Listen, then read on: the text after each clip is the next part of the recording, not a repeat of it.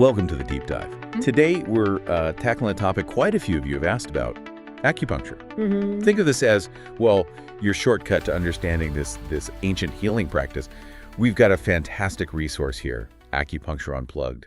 And our mission really is to demystify it, answer some common questions, and explore what it might actually offer you for your well-being. Exactly. Yeah. If you ever felt a bit overwhelmed by all the health info out there, or maybe looked beyond conventional medicine for, solutions, this deep dive is definitely for you. Totally. We're basically pulling out the most important insights to help you figure out if acupuncture could be like a useful tool in your own health strategy. In this guide, Acupuncture Unplugged, it really does cover a lot of ground. I mean, the basics, how it might actually work physiologically, the health benefits people report, safety stuff, which is key. Right. Its links to mental health, which is fascinating, and even how it fits in with modern medicine. Yeah, and it touches on things like at-home acupressure too, and even, the science behind why some people are still a bit skeptical. Okay, so let's just jump right in. First things first. What exactly is acupuncture? Well, at its heart, it's this really ancient practice, and the main goal is restoring the body's natural balance, helping it heal itself, essentially. Okay. What's interesting in the guide is the author talks about his own initial skepticism. His sister-in-law, a medical tech, actually found it really helpful, which kind of surprised him. Oh, okay. Yeah, seeing her get significantly better from really bad back pain and insomnia after trying acupuncture, that was like a real turning point for his perspective. That kind of personal story, yeah, that can be really persuasive, can't it? Yeah. He also mentions his own first session, right? Expecting it to be uncomfortable, but finding it relaxing. He did, yeah. And that hits on one of the biggest myths straight away, the fear of pain. Right, the needles. Exactly, but the guide really stresses that it's generally not painful. The needles are incredibly fine. He compares them to like a human hair or a cat's whisker. Totally different from an injection needle. Okay, that's a helpful image. Yeah, most people feel very little when they go in, maybe a tiny prick, sometimes a sort of gentle warmth or slight tingling. And honestly, many find the whole thing so calming they actually nod off. Falling asleep with needles in. That definitely challenges the common perception. Okay, so it's not about painful pricks, but how does sticking these tiny needles in actually do anything? What's the modern thinking on how it works?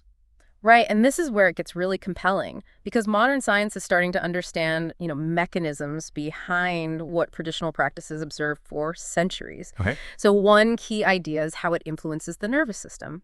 When a needle goes in, it stimulates nerve endings right there in the skin and muscle, and those signals, they travel up to the brain. And what happens when those signals hit the brain? Well, the brain responds by releasing various neurochemicals, things like endorphins, your body's natural painkillers, and serotonin, which we know is linked to mood. Ah, okay, the feel-good stuff. Exactly. So releasing those helps reduce pain and brings on that sense of calm and well-being. The author uses a neat analogy, like the brain's a command center with its own pain relief and mood boost buttons that acupuncture kind of gently presses. I like that, accessing the body's own internal pharmacy. Precisely. And there's more. Acupuncture is also thought to trigger something called the pain gate control mechanism. Pain gate. Yeah, basically, the signals from the acupuncture needles can kind of block or at least dampen down the pain signals traveling up the spinal cord before they even reach the brain. Oh, interesting. It helps explain why it can be effective for chronic pain. It's like it dials down the volume on those pain messages. So not just masking pain, but actually changing how the signals are processed. What else is going on? Another big one is blood flow and healing. The needle insertion might cause tiny blood vessels right around the needle to dilate, to open up. Okay. And that means increased circulation in that area. More blood flow brings more oxygen, more nutrients, basically everything the tissue needs to repair itself and reduce inflammation. That inflammation piece is huge for things like arthritis or muscle injuries. That sounds like a very direct way to boost the body's repair crew. It is. And then there's fascia, that connective tissue web throughout the body. Yeah, it's getting a lot of buzz lately. Right. Well, research is looking into how acupuncture might interact with it. Fascia is involved in how we sense our body position, and stimulating points might release tension in that fascial network, that could help with muscle stiffness, restricted movement, that kind of thing. Fascinating. What about the immune system? The guide mentioned that too. Yeah, there's some evidence suggesting acupuncture might give the immune system a bit of a nudge. Studies have shown it might increase the activity of certain immune cells, like white blood cells and T cells, the ones that fight infection. So potentially helping our defenses. Potentially, yeah. It's one reason some people use it not just for problems, but maybe during cold season or stressful times, just for general support. So it's working on multiple levels, it seems. The guide also talks about the brain's natural pharmacy. What else is in there? Right. That phrase covers the influence on a whole range of neurotransmitters and hormones. We mentioned endorphins and serotonin, but it could also include dopamine involved in reward, maybe GABA, which has calming effects. Wow. Okay. These chemicals regulate so much mood, appetite, sleep, pain. The author points out how people often come for pain or stress and are then surprised when their sleep improves too. Which makes total sense if it's influencing those core regulatory chemicals. Absolutely. Patients often report just a general calming effect, body and mind, leading to better sleep. The guide even suggests potential effects on the hypothalamus and pituitary gland, key areas for hormone regulation. That might explain some reported benefits for hormonal issues or even reproductive health. It's like it's gently nudging the body back towards its optimal balance point. That's a great way to put it. The author is careful, science is still evolving here, but the evidence points towards a pretty complex therapy that really taps into the body's own healing systems. Okay, so we're getting a clearer picture of the how. Mm-hmm. But there are still loads of myths floating around about acupuncture. Let's tackle some of those head-on, based on the guide. But important. Drinking plenty of water, especially after treatment, helps flesh things out, supports healthy energy flow. Herbal teas like chamomile or peppermint can aid relaxation, digestion. The guide also mentions simple things like dry brushing or warm baths as ways to gently support the body's natural detox pathways. All fairly easy ways to support the process. Finally, the guide talks about creating a personalized wellness routine. Yeah, making it work for you. Maybe scheduling sessions seasonally, combining them with other self-care you enjoy. The key is listening to your body, adjusting as needed. Regular check-ins with your acupuncturist help keep treatments aligned with your goals. And the guide suggests asking your practitioner about at-home acupressure techniques, simple ways to support energy flow and maintain benefits between your sessions. It becomes part of your ongoing self-care toolkit. A proactive, personalized approach with acupuncture as a key part. Now, let's touch on something practical people can try themselves. Acupressure, tapping into that power of qi at home. The guide covers this. Can you give us a quick overview and maybe a few simple techniques? Definitely. Acupressure is a fantastic way to experience the core ideas of acupuncture without needles. It works with the same concept of qi, that vital energy flowing through meridians. The goal in TCM therapies like acupressure is finding and fixing imbalances in qi flow to promote harmony. Everyday things, fatigue, headaches, emotional wobbles are often seen as signs of disrupted qi. Acupressure uses targeted pressure on specific points to help restore that equilibrium. Like a non-invasive way to nudge that energy flow. What are a few easy techniques the guide recommends? It gives several good ones. For tension headaches, there's Li4 or Hegu, that fleshy spot between your thumb and index finger. Firm pressure there for a couple of minutes on each hand can really help ease tension. Just note, it's usually avoided during pregnancy. Okay, Li4 for headaches. What else? For stress and anxiety, PC6, Innergate. It's on the inside of your wrist, about 3 finger widths down from the crease, between the two tendons. Gentle but firm pressure, maybe massage it in circles, helps calm the mind. PC6 for calm. Got it. Energy boost. That's ST36, Zuzanli. It's below the kneecap, about 4 fingers down and 1 finger width outside the shin bone. Firm circular pressure there for a few minutes. Each leg is said to boost vitality, even support immunity. ST36 for energy. And emotional release. CV17, Sea of Tranquility, right in the center of your chest, about level with the nipples. Gently pressing there while taking slow, deep breaths can help release feelings of sadness, promote emotional calm. Those sound simple enough to try anytime. The guide also mentions EFT tapping. How does that fit in? Right, emotional freedom technique. It's a more modern therapy that uses acupressure principles specifically for emotional well-being. How does it work? You gently tap on specific meridian points, side of hand, eyebrow, side of eye, under nose, chin, collarbone, top of head, while saying affirmations or phrases about the emotional issue you're working on. Okay. The idea is that combining the physical tapping with the verbal focus helps kind of rewire emotional responses, promoting calm and regulation. The guide gives a basic sequence. Fascinating blend of physical and psychological.